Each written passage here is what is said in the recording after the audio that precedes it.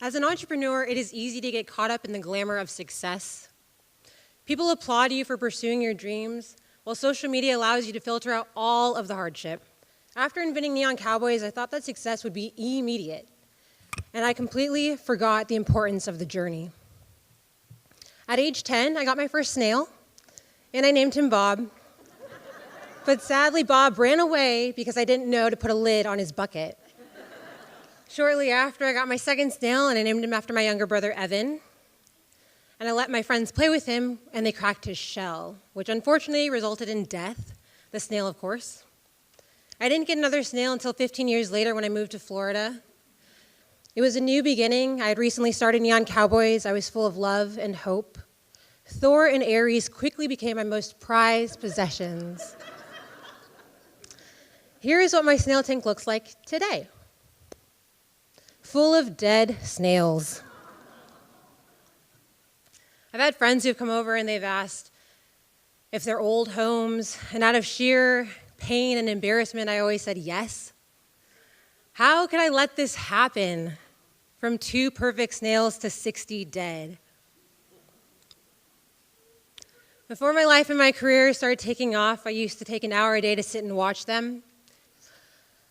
You see, this world is so much bigger and smaller than we take time to appreciate. After being here in Orlando for a year and building Neon Cowboys' presence, I made a point to say yes to every opportunity. I took interviews, I spoke on panels, I attended a business accelerator. I wanted to move fast, push for success, and excel in every area possible. As my business grew and flourished, so did my snail tank. I've purchased a few more snails, but I no longer made the time to sit and watch them. I was too concerned and worried about the next business opportunity or the next celebrity influencer that I forgot to enjoy the journey. And eventually, now, my snails started to reproduce. And I thought I would embrace the rapid growth, just like in my startup, until I realized that about 60 snails hatched from their eggs. And I had to ask myself, is there a thing as too much growth? You see, aquatic snails lay egg sacs that can hold up to 200 eggs each. Yikes. So I wanted to just embrace it, and I did, until I realized that 60 snails had hatched from their eggs. And then I did the math. If 60 snails start to reproduce and each has the potential to lay an egg that can hold up to 200 each, we're in a lot of trouble here. So I purchased a frog, hoping that he would eat the excess eggs.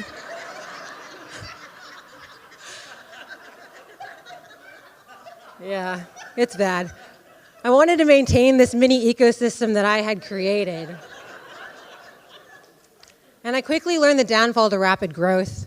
If you do not maintain the lessons required to keep your success, you could eventually lose it all. Eventually, I was throwing away 2 to 4 egg sacs a week, and I neglected my tank, and I stopped feeding my snails. I thought that it would be a good way to mitigate the growth by forcing a food shortage and allowing my snails to eat each other. It's so embarrassing, guys. I'm out here, though.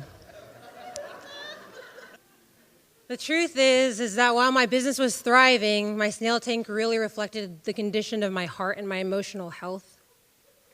I was too afraid of the growth that I ended up neglecting the very thing that brought me so much peace.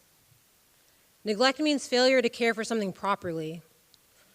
And instead of purchasing a larger tank or hiring help to help with consumer demand and production, I thought, okay, well, when I have more money, then I'll be able to invest. I thought I had to put everything I had into the business solely. Here are the other lessons that snails have taught me over the years. Snails produce 2 types of slime. One pushes them forward, representing perseverance. We must always look to the larger goal rather than getting stuck on every obstacle, while at the same time leaving a trail behind us to remind us of where we come from. The second slime is for protection.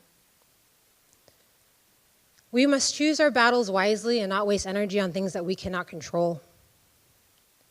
And also know that it is okay to reflect and retreat sometimes. There is a time to be brave, but there is also a time to rest. Another lesson would be patience.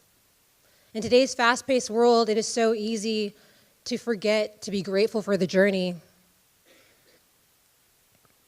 But no matter how fast or slow you go, you will eventually reach your destination. Live in gratitude, because no matter what you receive, whether it's big or small, it will always be a blessing. And we must work efficiently, but also celebrate our victories with thankfulness and wonder.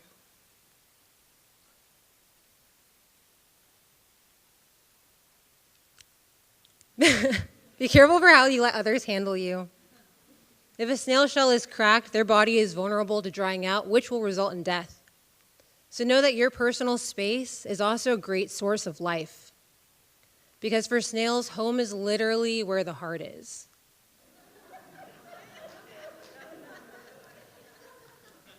We are all unique, so learn to love yourself.